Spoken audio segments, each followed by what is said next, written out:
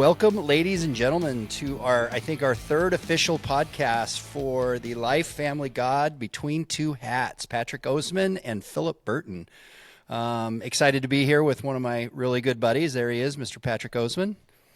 So this is fun for us. Like we were just doing a pre-call kind of thing and talking it out and just getting to know each other in our natural styles. And so one of the things we want to talk about today is that tendency, and this is a great segue into what I talked to him about before, of people to ask questions to respond. Like I'll ask something and then I'll jump in and say, here's the kind of what I'm doing now. And there's a topic that I want to bring up for us to kind of unpack as we do this today about asking questions to listen, not to be heard, right? So shut up and listen is what I text you, and I said this is what we want to talk about. So I guess I'll start with a question to you, my good friend. In your experience, life, sales, family, whatever, do you consider yourself a good listener? I consider myself a good listener after I learnt the concept of listening to understand opposed to listening to respond. We have two ears and one mouth, and it's such a shame that as a society, we just can't wait to get what we want out. 100%. Isn't it crazy?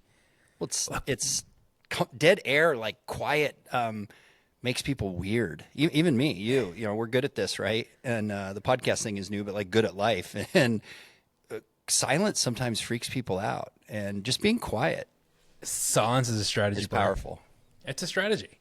If you know how to use silence, you can definitely win. That's right. But to answer your question directly, growing up between the ages of 18 till about, let's say, 23, those periods, I was just all about shoving pitches down people's throats. Never really understood the concept behind qualifying questions and taking whatever their answers are and using those answers back against the prospect. Not against the prospect, but more so for the prospect's benefit so that we can get a mutual deal. Creating a flow. Yeah. Yeah, I never understood that. I was all about my product's the best. I'm the best. Sign with me. I won't let you down. Ba ba ba ba ba ba ba. Beat your chest. Like, yeah. So it was more of the hyena approach, whereas now it's more so the eagle approach and just observing. We spoke about this last podcast about how reserved I am I'm a business guy, but at the same time, I'm a lot more reserved because I just don't see the upside in showing all your cards from the absolute beginning of the transaction. I mean, transparency is one thing, but going in and volunteering everything that's not related to the transaction is just not the alley that I'm in. Well, you know what I mean? Term for it in our world, like you and I in sales, is verbal vomiting, right? You just come in, you go, blah, here's all benefits, features, if we're using sales terms here, all the crap that you have in your head that you just want to get out because you're so excited to have that meeting or to be in front of that person or have that 5 minutes at a trade show or a happy hour or whatever the thing is, right? Mm-hmm. And I have to do it too. I probably through the history of this podcast that we're going to do together and our first few shows that we've had, there's going to be learning moments where that concept of shut up and listen. And I like the bluntness of that particular statement because that's what sticks in my head when I'm in front of somebody and I'm talking to them and I realize I've gone on a little diatribe or, a little bit of a tirade and it just hits me right in the head. It goes, shut up and listen, Phillip. And I just go, oh, you know what? I'm quiet for a second. And I just pause. And that moment gives the other person the opportunity to jump in and let you know what you need to know. Right. Yeah. Which, okay. See, I just did it just then. I just couldn't wait to talk. And I sort of somewhat cut off.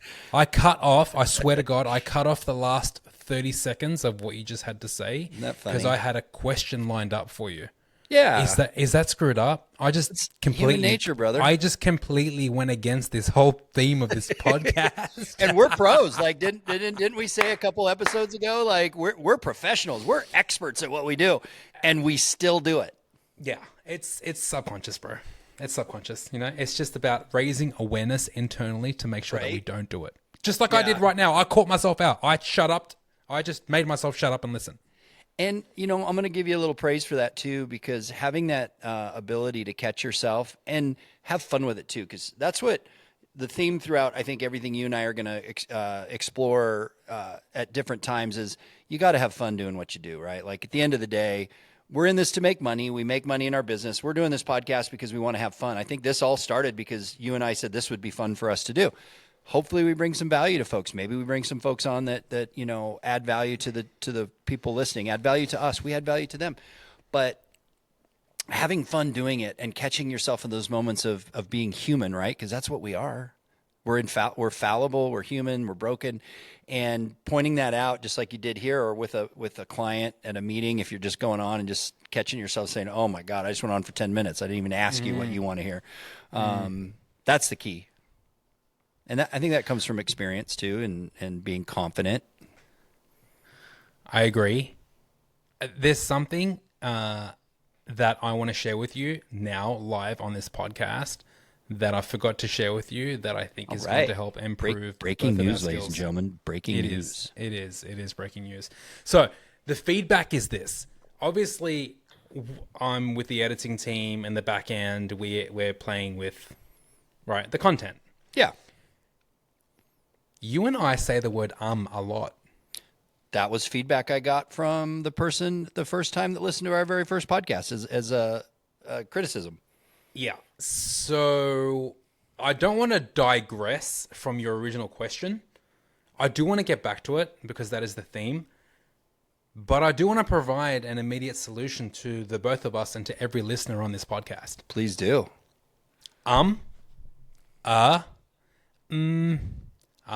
Fillers.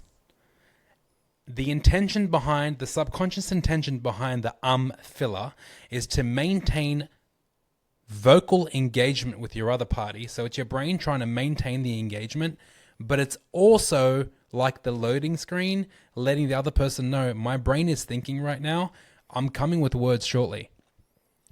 A solution to saying the word is pausing, which goes back to the importance of what we just spoke about. So let's see. It's so hard to do. Yes, exactly. Let's see how can you and I officially launch this podcast moving forward, because this will help us in our communication in life. Well, let's have an tax. You and I will go back. You're the editor, and we owe each other $10 every time the other person says At the end of the podcast, we'll just transfer money to each other. The beauty of podcasts is that you focus on tiny things, like not tiny things, but things like communication, right? Well, it's huge. It's everything, right? Like, I mean, the theme of what we're doing and why we're here is to bring value. That communication, in my opinion, when I have conversations with folks in business, in personal life, my conflicts with my wife or my kids or anything, it all comes down to communication. It's not the issue. It's not the thing. It's not whatever you're discussing. It's how you're communicating it. It's your tone of voice. It's how you approach it. It's if you listen or not, if you talk over other people, and learning that ability to not talk over people and to be present and to listen and to use pauses. I know I just use That's why you're smiling. You got me. $10 is powerful. And silence in all of the books that we've read in our career for sales training and other things like that, it's that silence is really important. That's where the magic happens, if you can just be quiet for a minute and listen. And podcast, we're here to talk, right? We want to fill time with good stuff and let people know who we are and see us as real human beings and have a normal conversation. So it's awkward sometimes to just pause and look at you and not say anything, right? Let's see how it goes. Let's see how it goes. Yeah. You and I are not for lack of words, that's for sure. I think we'll fill all the pauses just fine. Yeah, we can fill them up as much as we can. Yeah. But the brain's got to work quicker, man. That pause is shit. So here's what you and I talk about themes before we get on our podcast and our calls, and there's not a lot of structure to what we're doing. As we've talked to people and as other folks tune in and watch this, you're going to realize we're just two guys having a conversation. We hope we bring value to you, right? We do like to have a little bit of a theme. The theme today is shut up and listen, how you use that in your daily sales routine if you're working in a sales environment. if you're just talking to someone in your family, it's still very critical. It's the communication piece that we talked about before. It's giving that person the understanding that they have now time to get their point back to you. As you talk and you ask a question or you make a point, just being quiet opens up that door. And it takes work.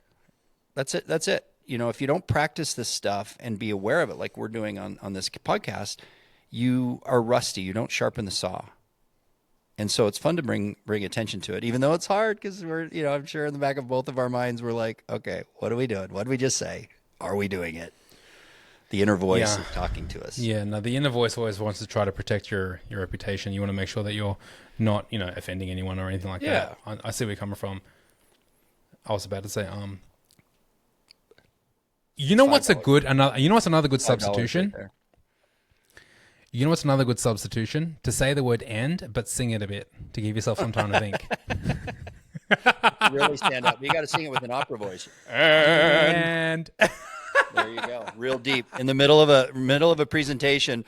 And I think you should buy from me. See, I think that's powerful stuff. People will buy from us just for that little bit right there if we did that in a meeting and then stripped our shirts off. Yeah, I'm not as good looking as you, bro. Come on. I'm trying. I'm on carnivore. I'm on carnivore diet, day 12. Day 12, baby. There's a lot of people who would disagree with you. Did it. There we go. So there's another. You're on 20. I'm on 5. You're going to be a richer man by the end of this podcast. Yeah. So here we go. One of the things that I want to bring up, it kind of ties into this shut up and listen, which is fun for me. I'll tell you a story why this resonates as well. This was my very first management job that I had in sales. I came from being a stockbroker, financial planner. You know, I managed an office of phones, people that were on the phone taking trades and doing stuff like that. But it wasn't really, I don't want to call it management. It was just hustling people and phones and stuff like that. But my first real opportunity to manage people in sales, I didn't know what I was doing. And I was given pretty much carte blanche to run this branch here in Phoenix, and it was a pretty successful business as it stood, and I didn't want to mess it up, so I did a lot of jumping into different things, and I picked up this book. It's the very first sales book I've ever bought. I'll hold it up. Jack Daly, Daily Sales Motivations, and I read through it, and he's got a bunch of these, and you know, I'll probably pull a bunch, talk about a few of these at different times through our podcast, but there's all these like affirmations and things, and so I read through this, and I said, you know what, there's some powerful stuff in there. And I went into our conference room one night before we had our sales meeting, and I did all these posters, and I had my kids help me with crayons and markers and colors and real ornate, and I put them up around the conference room, and one of the big one was shut up and listen. And to have that, and I can still see it in my mind, the colors and everything, and I remember the salespeople going, oh, this is goofy, whatever. And then as we started to practice and we started talking about it, and we started to highlight it, kind of like we're doing here on this call with and whatnot, you start to recognize the power behind understanding the communication and using it appropriately. And then just listening to people, brother. You know it better than anybody. It's so powerful.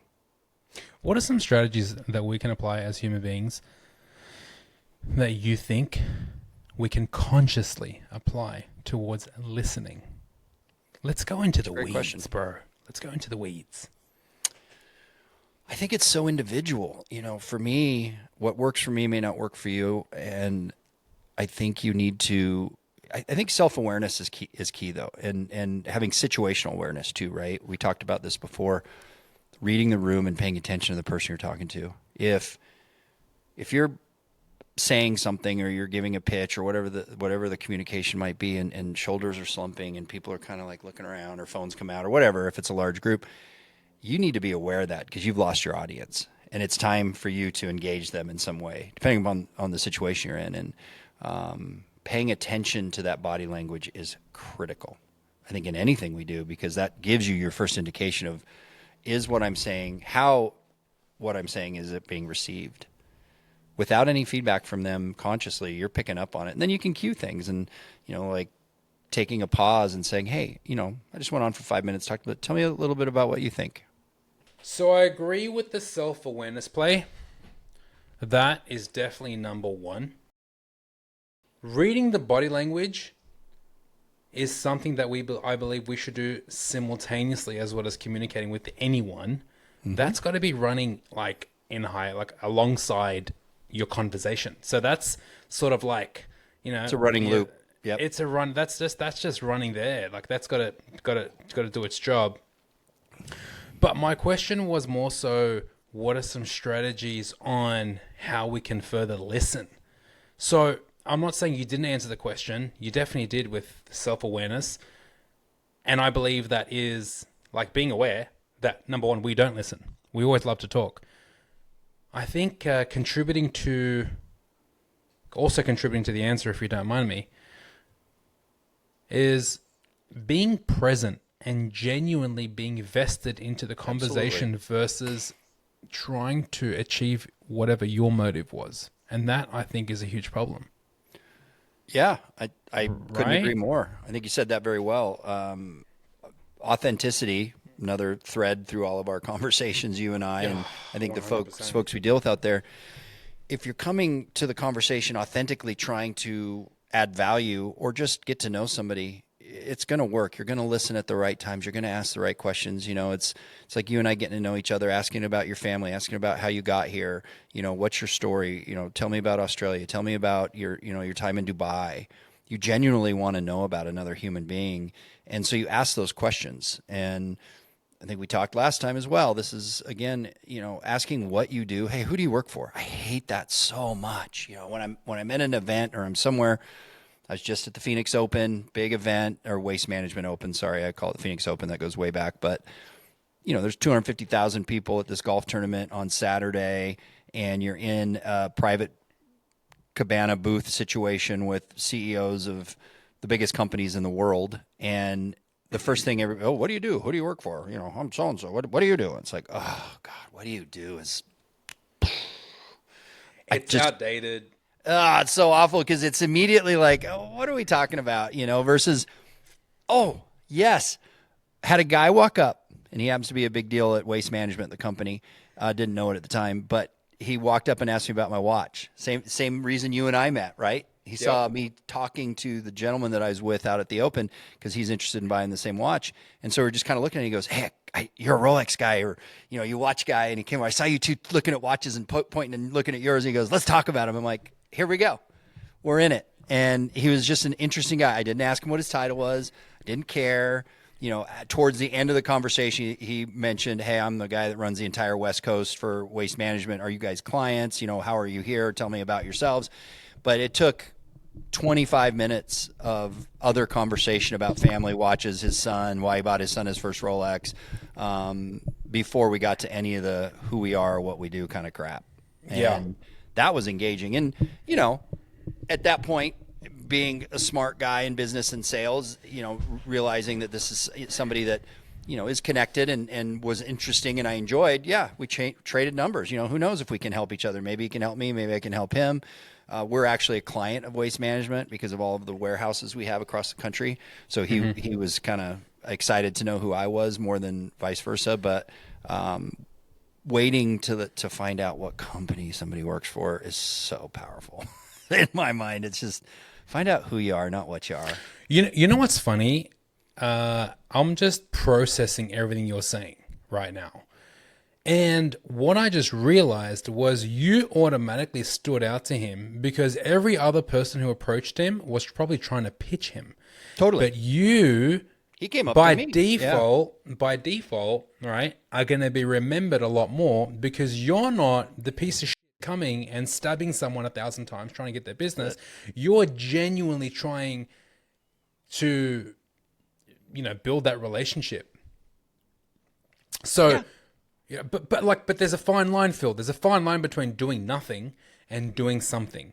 We do have to sell. We do need partnerships. We do need relationships. We need to go out and we need to get them. And if we sit on the couch all day, they're not going to come our way. However, proactively going out and stabbing people versus being present physically at an event, there is a fine line between how to execute that. Yeah, it's the. Did I say that the right way? No, 100%. I mean, maybe for those of you listening, if we'd love comments as this thing comes out, if that didn't resonate for you, because for me as a salesperson, I'm as you're speaking, I'm listening, but I'm watching in my mind the movie of what that looks like in the field, Yep. in at an event, because I know those people. I used to be one, and I know the people that Me are too. thirsty, right? And they're Yep. just you watch the groups of folks that are the decision makers, let's say, or the people you want to be around, the influencers, right, in our industry or whatever industry you're in. As they gather at an event, you can see who they kind of jettison away, like the people that like oh gosh, I hope I can say this, like the kamikaze dive bombers, the Japanese, coming in and boom, and then they're just gone. They just push them away because they're just diving in for these attacks that are going to end in their demise. And Yeah. instead of are authentically coming in and just being present and listening and joining the group and hearing what folks are talking about and knowing that, if there's 3 or 4 or 5 people talking about their family, that's not the time to come in and go, I'm Phillip Burton with Preferred Floor and Tile. I'd really like to talk about your hardwood plank. You don't know what 6'5", like God. And I watch them do it. And even really good people that have been in the business a long time, that natural urge to get out what I'm here to do, instead of just taking a big deep breath, like, and being present. And invariably, I believe it all comes around. It all comes to you if you're not desperate. And that's a coaching thing. I think being surrounded by more people like yourself and me and others in our industry, there's 1,000 of us out there. That's the other part that I guess I want to make a point on. You and I aren't that special. On this call, we're the 2 most special people on this podcast, but until we get a third on, we won't be special anymore because we'll have really special, cool people.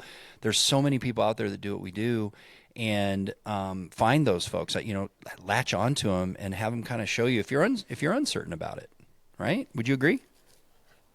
I would. And I still think that you and I have so much more room to grow. Always. And I believe that this podcast, honestly, we've only had 3 episodes. Do you know how much this has helped me in my communication? Me too. Like, I listen to our stuff, and it's obviously by default, it strengthens our relationship by a mile. Sure. Right? Every day. For every podcast, every additional podcast we have, we were strong as it is, and then this just makes us stronger. Yes. But I want to comment on something that you said earlier, which was desperate. Okay. Now, do you mind if I go for a run? Bring it on. Take the dog for a walk. Let's go. Okay. So, desperate. What's a brand out there that first comes to your mind? If you think desperate, is there a certain brand that comes to your mind? There isn't for me, but if I think about it, probably. Go for it. Right now, Bud Light, after their debacle, they're desperate to bring back market share. Okay. In my opinion, that from the Super Bowl, that's what pops into my mind when you said that. Okay, cool. So doubling down on the middle class market and sharing, I guess, different beliefs from what they did have in their previous marketing campaigns to buy back market share, correct? Yeah, 100%. They go from the Mulvaney woke advertising debacle, cost them $50 billion in market share, to then they swing right back to Post Malone and Shane Gillis, which are amazing, but the blue collar, Bud Light, or sorry, cul-de-sac party with everyone getting wild and having fun, and it's just 2 ends of the spectrum where there's a middle they're probably missing. It's probably going to work. I mean, it was a great commercial, but you can just tell it's like we're throwing that out and we're going all the way back over here where this whole middle road is being probably missed. Okay. Perfect. So they're coming back to the market. They're trying to stay relevant. They're throwing a different marketing campaign, and they're trying to stay in front of the consumer's eyes. Bud Light, a can of beer, costs what? $3? I would say yes. I don't drink beer. When I drink good tequila, but it's been a while. When you used to drink, drink good tequila. Right. So let's say $3. Now, keep this in mind because I'm going somewhere with this. So you got $3 for a can of beer, and we're shoving that can of beer in every football game and so forth so that we can see it. And then you got bottles of Hennessy that are, like, say, for example, King Louis the Louis the 13th. Yeah. 13th, right? You got some of those bottles that go for $15,000, right? It's crazy. You don't see them at a Super Bowl, right? You don't see them even at golf tournaments. So at golf tournaments, you see what? You see Rolex, you see The tequila company. I mean, it's it's high end stuff. medium brand, but then to high end advertising. The King Louis XIII product does not advertise itself. It doesn't shove itself down your throat. It doesn't come and force you to buy it. It doesn't try to prove itself to you. Do you know why? Because it has a standard and it knows its standard. And when you're ready and you can afford to have that conversation with King Louis XIII and pay for it, it will be there waiting for you. And that's the difference between a Bud Light salesman and a King Louis XIII salesman. Everyone's the Bud Light salesman. For sure. Everyone's trying to shove product down their down vendors' throats, owner operators' throats. They're just trying to go and close deals. I would say you've got to have the tenacity of the Bud Light, but the execution of the King Louis XIII. And where do you get that from? Where do you think that understanding comes from? From coaching sessions like this that make you aware of your mistakes. When you become listening to people that have done it and made these mistakes over and over, like yeah, right. And you know what? Honestly, trust in the process. Yes. That's not bullshit. I swear to God, trust in the process. Because when you advertise your services online accordingly and you do what you think is best for the market, when you show up to industry events, if you've done a good job offline, they will come to you. If you've done a good job online, they will come to you offline. They will come to you. They will come. So this is interesting too, because I want to learn a little bit about your business, because we don't advertise, right? There's no advertising in our business. In what you do, are you putting out online ads or more content driven type stuff to get people to understand what your company does? We not necessarily, not right now. At the moment, we're very relationships based. Gotcha. However, we're doubling down on marketing and having a stronger online presence. We're building out it's a really cool concept. It's called the Utility Valet Living Room. Tell me more about that. We painted. Is this breaking news? Is this another breaking news? It is. Okay. Yeah. So we painted a part of the office like black. It's going to be like a chic, elite living room that portrays the quality of our brand as well as the comfort of our service. So we're trying to bring them two in one. One side of the wall is going to be, it's going to say the Utility Valet Living Room, and the other side of the wall is going to be the valet values, like the Utility Valet values, what we believe in as a family. So we want to have a collaborative environment that's going to be able to allow us to do some content for online. You know, if you're ever in town, I'll come and do a podcast there. Stuff like that. So it's just going to be like a chill environment. So we're going to double down on online content. That's fantastic. I said I didn't even pick up on it. But when you go and edit, I'll trust you when you go edit this or you listen to it on the playback. You pick up all the ums. Right. You're fair in your assessment. But what I was saying before, Phil, was if you do a good job, the market will spread the word for you. You'll become omnipresent in conversations because your service is just remarkable, and people will come up to you. You know, like we're working on a deal right now. I was standing at the bar at one of the NRHC events, and I had one of the CEOs from a major SFR company approach me, and you know who it was. We had this conversation, and we had a brief conversation. He said, "Hey, Patrick, what's going on?" I was like, "Oh shit, hey, what's going on?" Yeah, this is not a little fish. This was a big fish coming up to you. Yeah, it was a big one. Yeah, and we had a conversation, and we got into the details, and he was pretty direct. He just sort of dived into the numbers, gave him the numbers. That was it. And ever since then, we're close to the finish line. So, which is exciting, right? But the thing is, no, I didn't go and bang on that door, right? It came. That's what I mean by trust in the process. If you do a good job online, offline, they will come by default. 100%. And I think too, what you're highlighting, and this is something I've always felt, you put yourself in the fight, right? Steal a military term. You're always in the fight. If you're if there's an event going on at a hotel, if you can, stay at the host hotel. These are little things that we're going to, tips and tricks, right? That we're going to teach you if you're new into sales or you're, seasoned, but you've not ever been taught this, stay at the host hotel. Here's why. You're going to hang out in the lobby bar. You're going to work from the lobby with your laptop. You're not going to be up in your room doing your emails or your calls. Do them down from the lobby, because you're going to see the people that you want to see. You're going to see that guy or girl that you've been trying to get a meeting with for 6 months and haven't been able to, and they're going to walk in and sit down right next to you. It just happens if you're in the fight. To your point, at that NRHC event, you're at the bar. You could have gone to bed, or you could have gone up to lunch, whatever the time was of the day. I don't remember. But you could have not been there just as easy as you were there. But the fact that you're in the moment created an opportunity for the universe, right? I'm going to get woo-woo, the energy and the vibe, the universe, to put that opportunity right in front of you and have that person approach you. And so many folks, I think, go to these events and they just check the box, right? Like, hey, I stood at my booth for 8 hours, and now it's it's 5 o'clock. Everyone can leave 5:01. I'm running up to my room, and I'm going to sit up there and watch news or TV or follow up on. I got to follow up on emails. No, you do if you're running a business, and I get that. There's work to be done, but go do it in the lobby. Do it at the happy hour.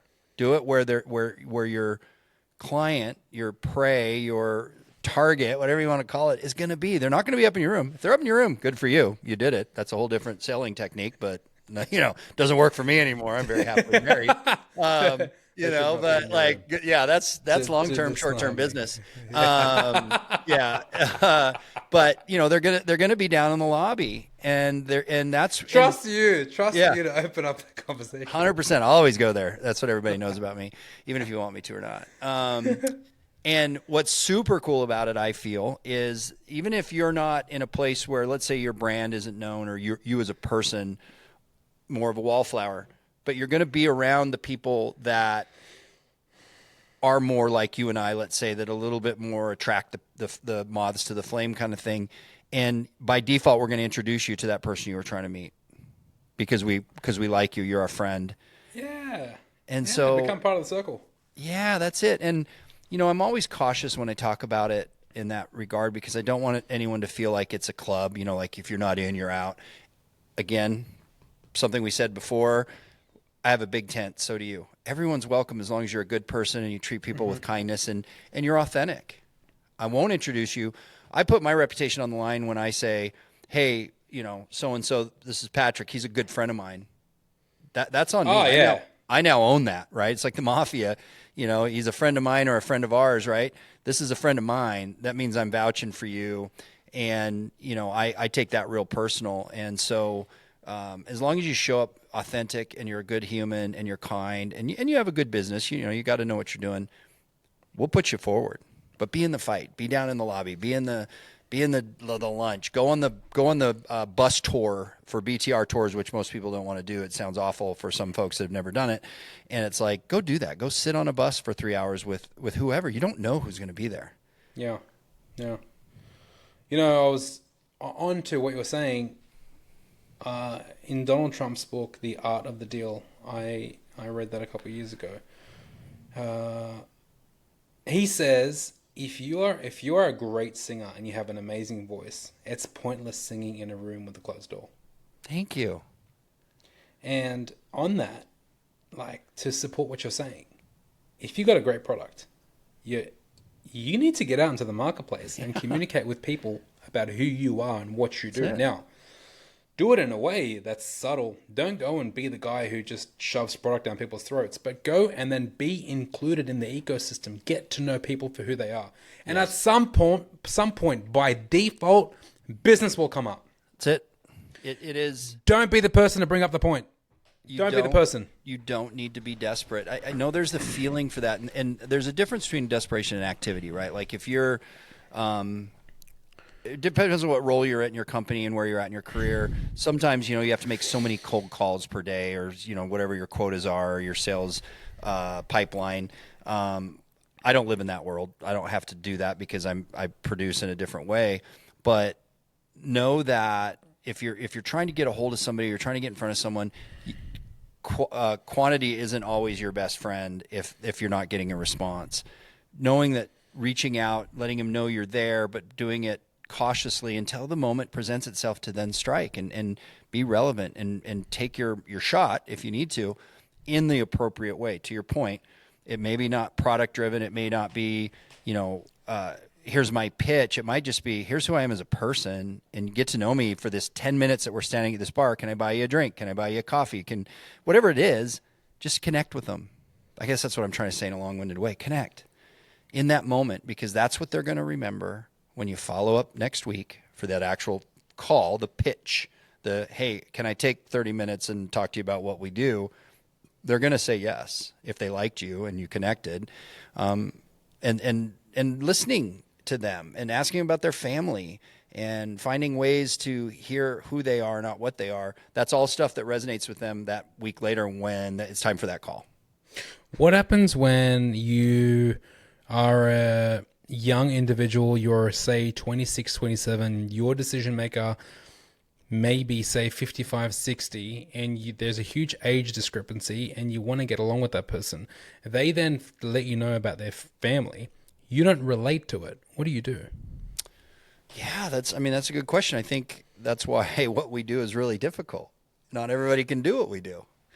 You need to be a chameleon, and not in a secretive way. You need to be able to, or an octopus, a chameleon. You need to change your stripes so that you can I don't fit. ask you, sorry to interrupt you, dude. I don't ask you these questions expecting that both of us know the answer. I'm asking because genuinely it's a question. I don't know the answer. Yeah. I love it, and you're really good at that, because you're thinking about what people might be thinking out there or what they don't know the answer to, and I don't always have the answer. I'm going to give you what I've experienced in my 30 years in this particular industry and 40 years in sales. I think I've learned to be what is a chameleon? I don't like that word necessarily. I've learned to be very resilient and adaptable to my moment, to the person, right? And that's why asking them about themselves first lets you know what you need to be prepared for. If they're older and they're into something that you're not, you got to find a commonality. You keep asking questions till you connect on something. All human beings connect somewhere. It's usually family, right? Kids, grandkids, what their history is, where they went to school, where they grew up. You can always find something that connects. And then sharing your being honest and sharing your own story, I think is a very powerful thing. I'm very open. I'm an open book. I'll tell you anything, right? I almost think, I'm not going to do this, but I almost think that we could create a framework for how to prospect subject to the age bracket. Yeah. You could think of all the different variables, what the potential commonalities would be subject to the age gaps, and then play off specific general topics. You could definitely do that 100%. This is where I feel like I love you, by the way. Your brain and my brain are so different because you're trying to create SOPs, and it's valuable. You're seeing a way to create framework. To me, I look at it as it's simple. Just ask questions and get to know somebody, and because you want targeted questions that are too, like if you're meeting with someone who's 50 to 55, ask them about are there ARP dues coming up, and you're not wrong. I love it because it works. And then here's me just asking about their kids. Are their kids into fairies? Do they like octopus? Do you know? Yeah. But you know what the only part of your body that never grows from birth is? I ask crazy like that, and they don't know the answer, and then I get to talk about it. Okay, so let me tell you my objection towards your approach. My objection towards your approach is that you are unconsciously competent, which means you don't know how naturally good you are in sales. So, for example, when you say just ask questions, for you it's simple, just ask questions. For sure. But for a novice who's 27, 28, entering the world of selling, they're thinking, okay, what questions, what tone are they set in? How do I ask them? What's my speed? What's my tonality? You've got all that sorted because you've got 30 years under your belt. Yeah, but you learn that through just throwing yourself out there, though. I don't know that you. Well, okay, because I started too from that framework, and I get it. So that's probably where I cut my teeth, was doing following not scripted, but following the checklist of things. Yeah, it's to talk a about. guide of some sort. Yeah, and it's not wrong. It probably is powerful for younger people who are coming into a sales position. I think the key, though, is just be yourself, and that honesty piece of, if you're 21 and you're walking into a room and you're sitting next to the CEO of Tricon and you do not connect to them because you just don't have any life experiences that are the same.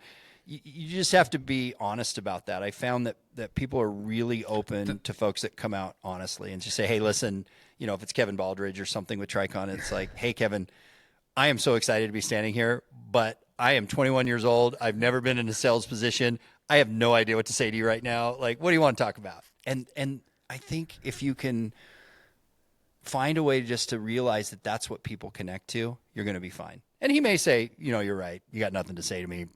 He's a great guy, so he wouldn't say that. But they're going to open up, and then he's going to want to talk to you again. I opened my mouth 4 times. I was dying to talk the whole time, but I just shut up and I listened. I love it. And so difficult. You and I fit each other so well too, because you're this is wonderful. I do like to talk, but I also like to listen.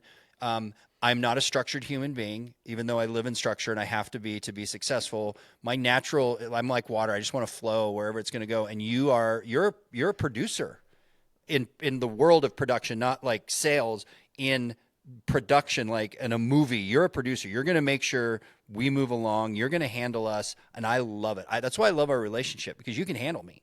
And then you're going to bring value and redirect and do all the great things you do. So I think we're perfect for each other. Oh, 100%. So I got an idea. Yeah.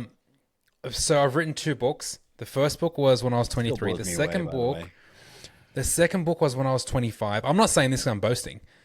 I always said to myself, the second book was when I was 27. I always said I want the third book to be when I'm 30. And I didn't write it. How old are you, by the way? 32. Okay. So the title of my next book was going to be called Be Yourself. And so powerful. The word you and sell and self were going to be highlighted, because you sell when you be yourself. I'm going to ask you live. I'm going to ask you live on this podcast, do you want to jump in and co-author that book with me? I don't know what that means as far as what you expect from me, but the answer is yes. If I can add value to what you're going to do, I already love it, because the flavor and the feel of it is exactly who I am. And yes, I would love to help her be a part of it in any way, because that's where the value comes. Like you and I, again, we talked about it earlier. We have to sell. We have to make money. Neither of us are independently wealthy. I don't think. Maybe you are. If you are, let me know. Wish. Share the wealth. There. I'll take it. I have no problem being taken care of. I'm still paying off the debt from that Darth Vader head on top of me. Yeah, there you go. I love it. I'm paying for all these cowboy hats. And the Rolex still 72 more payments, and this hat will be mine.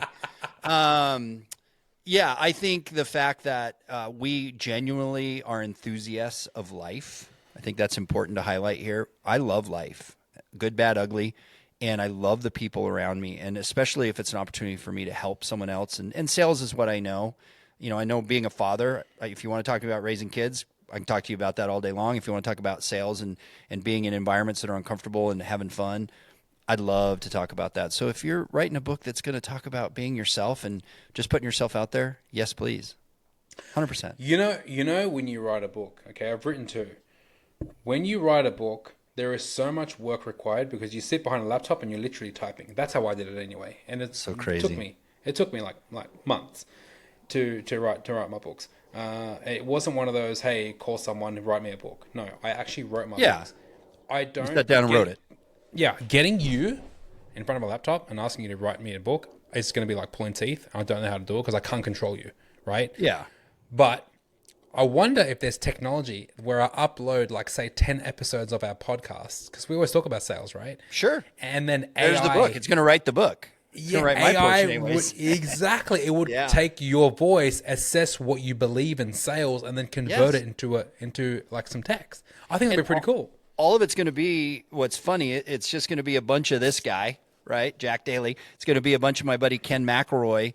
It's going to be Chris Voss, who you and I have talked about, right? You know Chris Voss. I think one of the most impactful sales trainers out there, because it's about human nature. And my buddy Ken taught me this a long time ago. Rob and duplicate is one of the most beautiful things. You're not stealing, because I give credit to these folks, but I pick up all this stuff from people that I've read or I've heard, you spending time with you, seeing how you operate.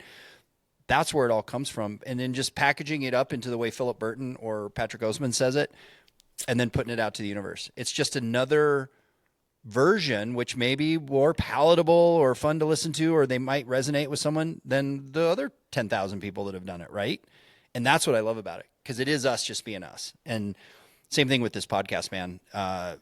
When you and I first started chopping it up, the things we said we wanted to stay away from, we're definitely staying away from, because this is just you and I talking and having fun. And I'm excited for our first guest. We don't have to break the news now on this podcast, but we do have our first guest lined up and scheduled, and she's a dynamo and exciting, and I'm scared and excited for that, because I don't know what it's going to be, because it's you and I talking, and we're going to throw in this person, and I don't know if she knows what she's going to get into, but I know her as a person, and she's badass, and it's going to be fun having her energy, and just this is so cool. When we had that three-way text thread and that person asked for the dress code and you sent her what you sent her, I slapped my hand on my face. I'm like, bro, this guy's going to scare away our guests. No, so she loved it. Oh, man. And she's like, I don't know if I can come to the table. I'm like, no, that's Phil's outfit, bro. Yeah, I'll be me. Don't worry. Yeah, it's so funny talking about that too, because this ties into the thread of the you sell and being yourself. What that works for me, because I've got that. I kind of earned the right, so to speak, and I don't mean that to sound conceited. I've put myself out there enough and failed enough with different things and testing people out that now they just kind of, oh, that's Phillip, that's him, because it comes off authentic, because it really is me. They're not costumes. I'm not doing it just for effect. I'm doing it because it's fun, and I want other people to enjoy it, and it ends up being fun. And the outfit you're talking about, did I talk about this on the last podcast? I don't know that I did. The Vegas one? Yeah, did I mention it? Like why I was dressed like that? It's because the sea of finance bro uniforms that were there. And nothing against finance bros, we need you, we love you, but the way you dress is identical.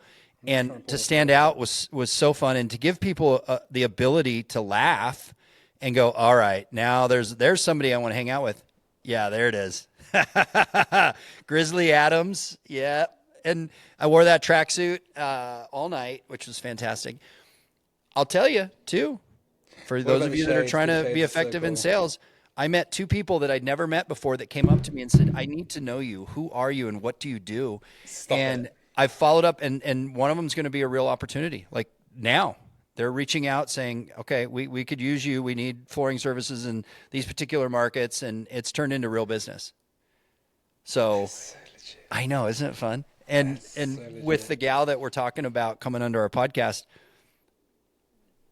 she is somebody who I think she has that's who she is that's her personality. I think where she was as a company before, maybe, and versus where she is now, was a little more tighter. So now you might see more of that from her, because you get to just unleash your inner tiger, right? Be who you're going to be, who you are. Within reason. I'm never going to offend anyone. If I do, I apologize, and I wouldn't do that intentionally, but it may not work for you, right? You're probably not going to show up in a mullet wig, America glasses, and a tracksuit at any of our meetings, but you never know. Maybe now you will. When I have 100% market share. You need the FU money to do that. See, I'm broke, so I can do it. I got nothing to lose. Yeah, that's the best time. Oh man, borrow cab fare to get back. Hey, you should see me at Disneyland, dude. You haven't seen me at Disneyland? I'm no go. rules. No, have you met NRP? No. No rules, Pat. He's you love him. Stop it. He loses like 20 years in age. He's unbelievable. You love him. You'll love him. Love him. Hold on. What did I say? How do I pull up that picture that comes up when I call you without calling you? Hold on. Maybe I should just call you. Hold on. Let's see. Oh, I don't. It won't let me open that photo. Hold on. Go to my profile. Type my name in the thing. Yeah, I did that. Maybe edit. Hold on. Info. There it is. Okay. Let me hold this up right. And I gotta. Okay. This is you today. What did I say to you when I talked to you the other day? I said, I hope this guy shows up to our podcast, because this is the guy. Well, I can't say what I'd say, but I said, I'll clean it up this is the guy that I'd buy from. Not that the suit and tie Pat isn't a bad Pat. But that guy, that energy right there is, bring it.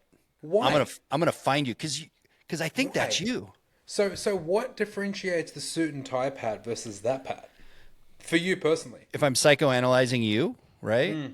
I think that to you is your armor to go into battle because that's the business. Maybe like coming from being a stockbroker, we used to have to suit and tie up and financial planning, and that was the world.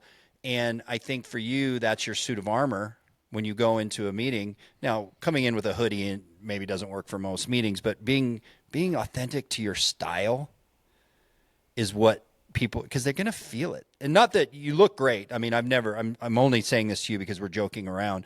When I met you, you looked like you fit what you were wearing and you looked appropriate. It wasn't, some of these guys you can see that are just, they've never owned a suit before. And why are they wearing that? Because someone told them they should.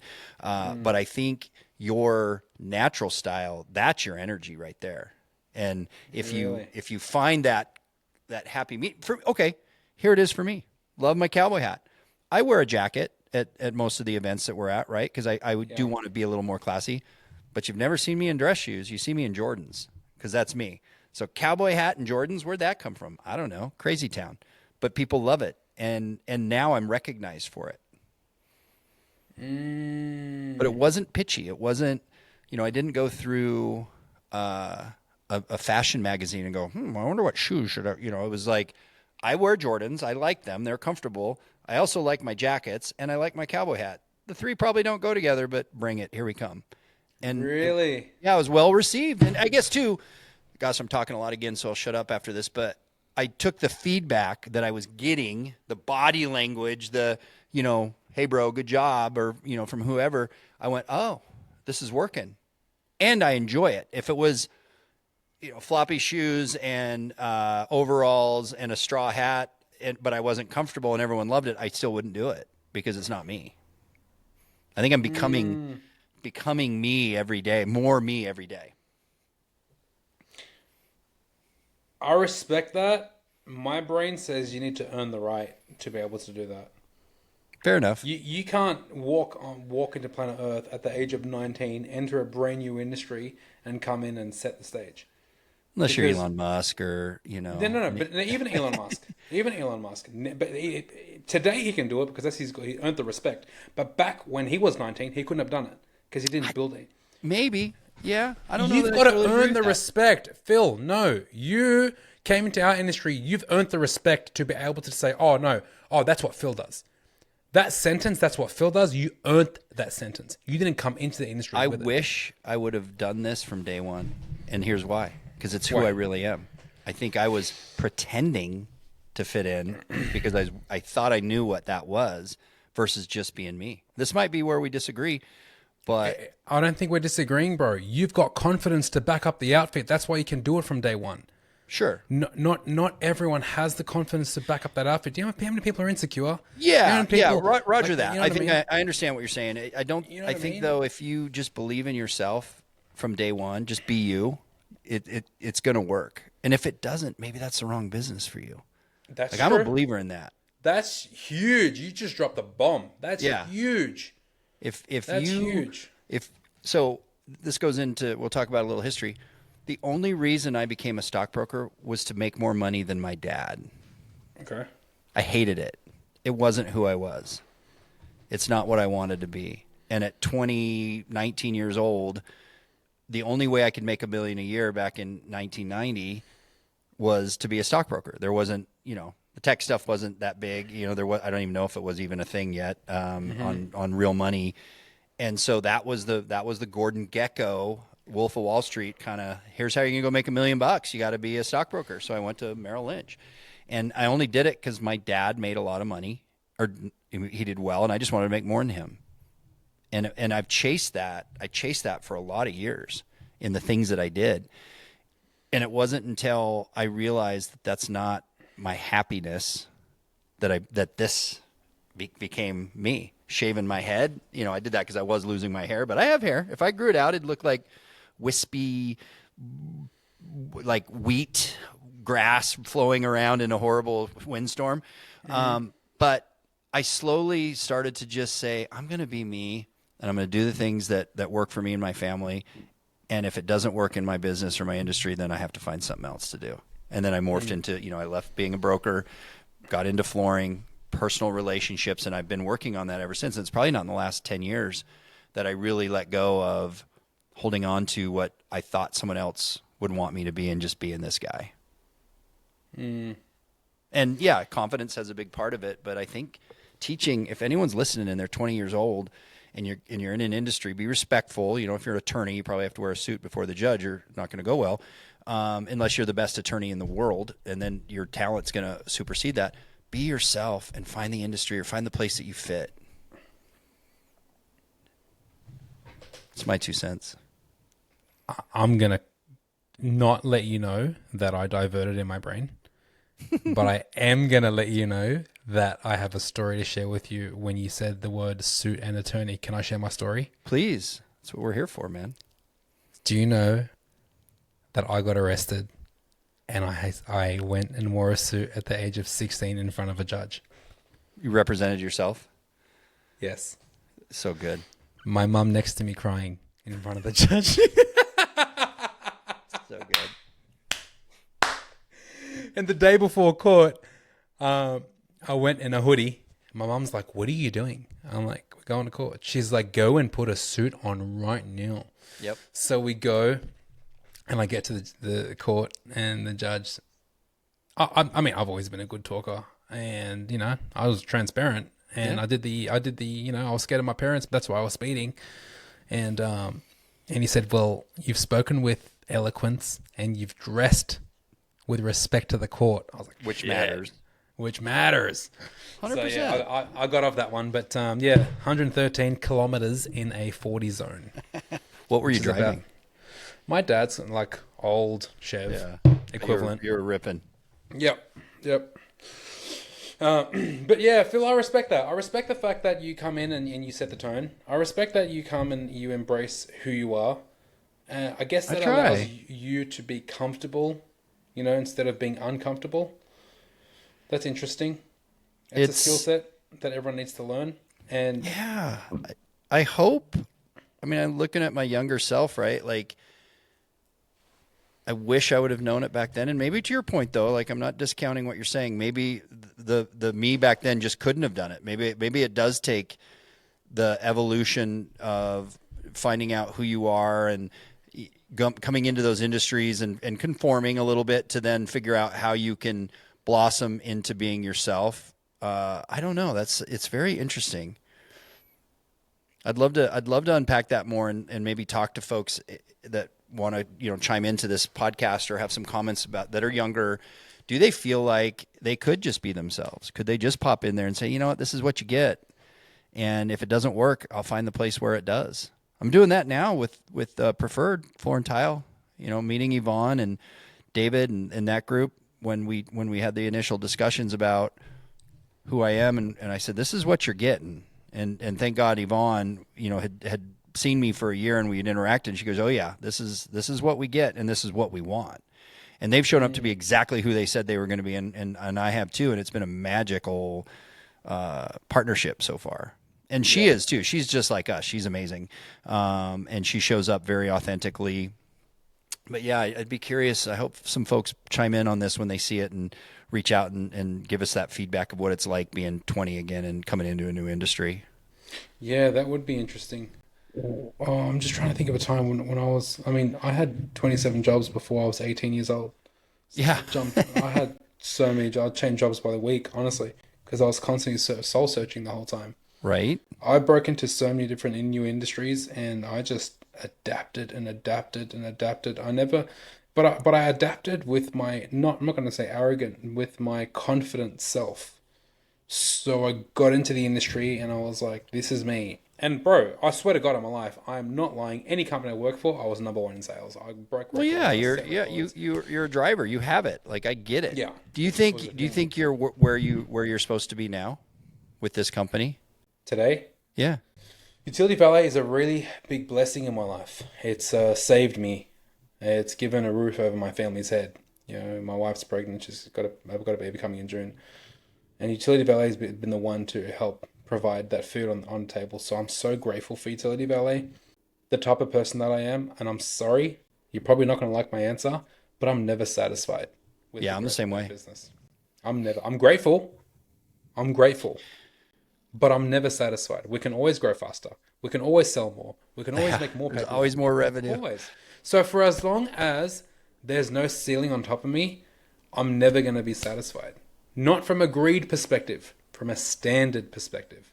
Yeah, I'm the same way, man. Like I always want more, not being greedy, but I want to win. I want to create. I want to have more partnerships. I want our business to grow because that means more people I get to interact with. Selfishly, it feeds my soul when I've got more folks that count on me to show up and do my work, and it supports their business.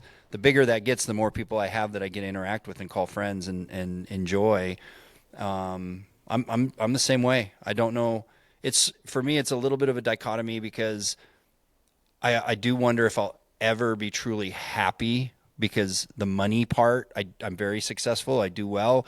I've got a nice, stable life. I love my family. They're taken care of.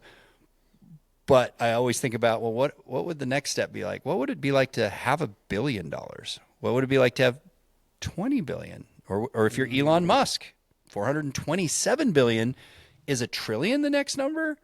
And so for me, I've never hit a plateau where I said, "Oh, I'm there," which I like because that's what drives me. That's what keeps me moving, and why I think I'm a good salesperson and good relationship builder. Is I'm always wanting to add more value to myself and to others. But I do it as I'm getting older. I'm 53 now, right? So I'm the clock's ticking a little bit more for me to the end of the road, and I think at 65, am I going to just go? Well, that's it. All right. I did this, I did that. I got X, I got Y. Peace out, dealer hands, nothing under the sleeves. The answer is no. So I'm probably always going to work or always have something that's going You're to always drive going to me. be working on something. Yeah, exactly. And it might be our 5th book that we've written together. Yeah. Right. 100%. Through AI, because I will not sit down and write a book at a computer. I can't. I'll pay you. You will not sit down. Can I show you something real quick that Go for it. because and I'll tease this for the next discussion, but you talked about being arrested. I got arrested too a while ago. This was in recent time, but a long time ago. Here's my mug shot. Oh my God! You actually have a mugshot. Oh my God! I have saved that, buddy. Bro, I have saved that for that purpose, and it's funny because I've sent it out to some different people, and I won't tell the story now on this one because I'll put it as a teaser. You're going to have to check in for the next one. I will say this to anyone out there that employs me or counts on me, all charges were dropped. It was not, I did not do anything. It was kind of a setup, and somebody, ended up getting in big trouble for pointing the finger at me. But yeah, it was one of the most uncomfortable, horrible moments, but one of the most growing moments I've ever had. So I will tell that full story on one of our future podcasts. And it's a doozy. It's a good one. And that, my friends, is called a cliffhanger. Yes. By our friend Phillip Burton. Ladies and gentlemen, thank you so much for listening to our podcast in episode 3. Shut up and listen. We'll catch you on the next one. Peace out. Love y'all.